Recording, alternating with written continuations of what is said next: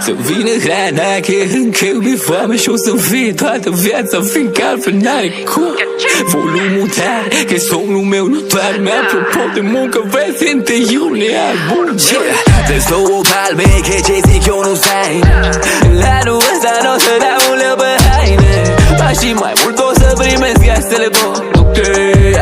Să vină bani și pe vlog, am primit ce al meu, va succesul meritat. Fane nu toți l-au iubit, însă toți l-au respectat. Mai mari industrie, hei, mă vor și ei, dar n-are cum găsesc cum pentru ei. Eu nu semnez, vezi că cioara nu crastă. Dacă vor să mă asociez cu ei sau mă plătească, să facă bani și casa ta și casa mea. Păi ori facem business, ori ce pula mea.